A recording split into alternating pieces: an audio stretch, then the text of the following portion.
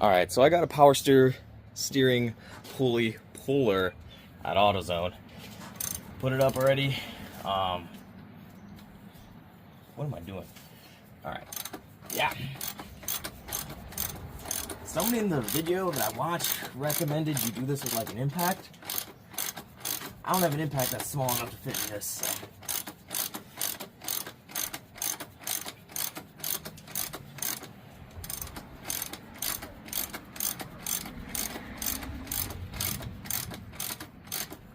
It's working.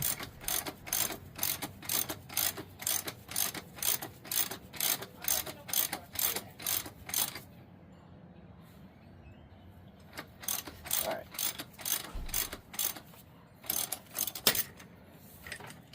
There we go. All right. That was fairly simple. Super easy. AutoZone Lensa tools. If I don't have them, usually they have something that I need, that I can use. So yeah, that's it. Now it's just to remove the bolts and stuff for the head.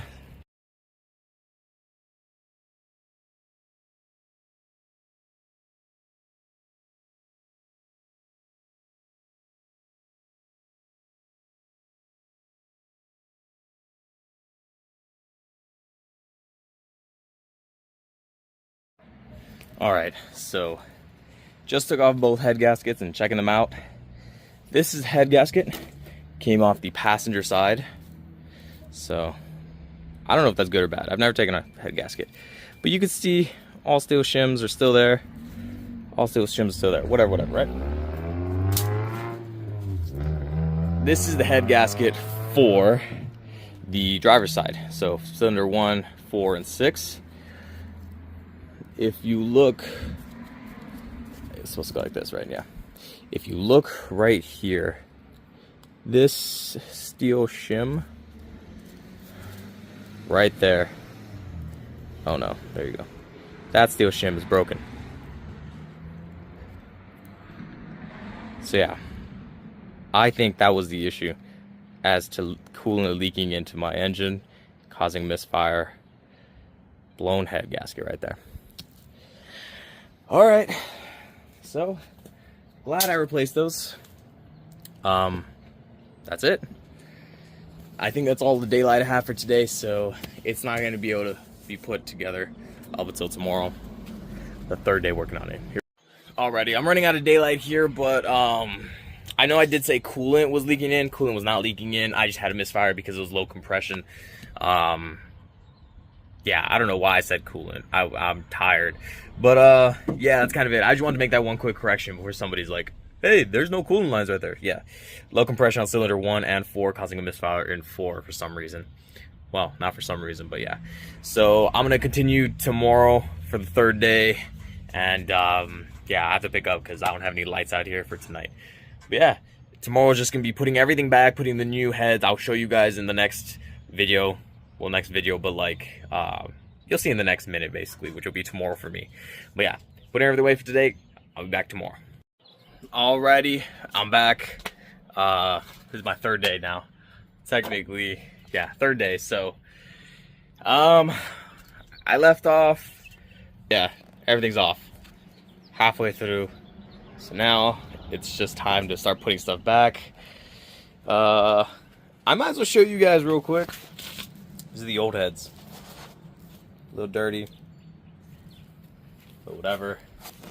And then you get to the new ones. Oh, hold up. The new heads. Cleaned, kind of, to the best of my abilities. Cool part is, though, if we take a look at the exhaust ports, new versus old. So,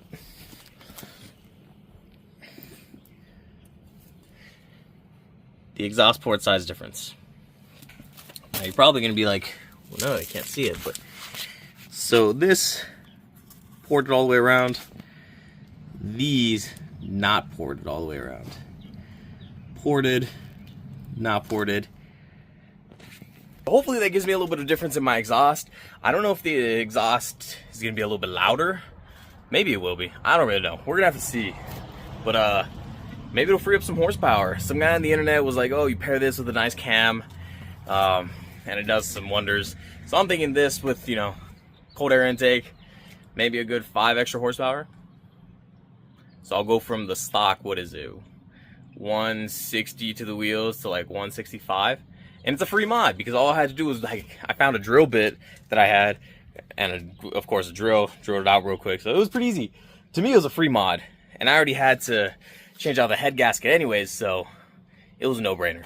But yeah, now just be cleaning everything and then putting everything back together. So here we go.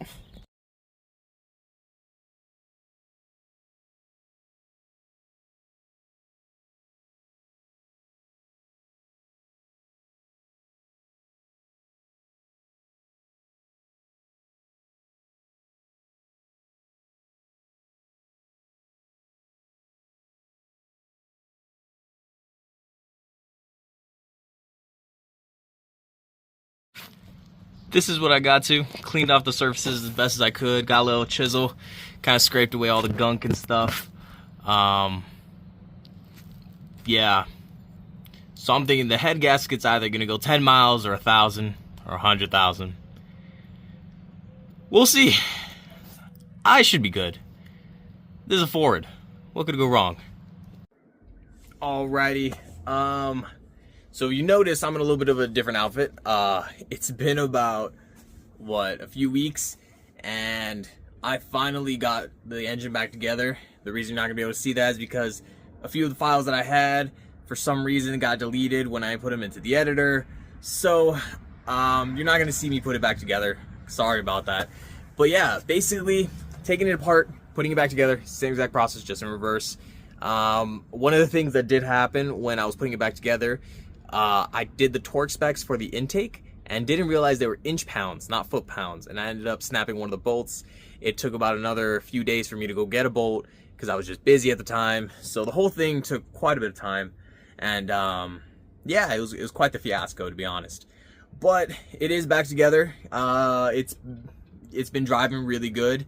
The only one issue now that it kind of has is like a little bit of an exhaust leak tick. Maybe I didn't put down the manifolds correctly, or I didn't tighten them down correctly.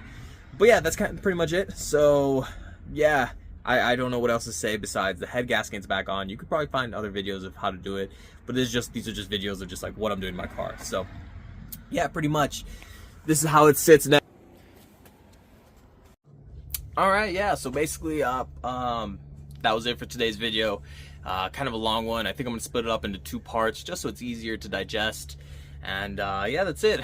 I will see you next time for the next video to see what's going on after that.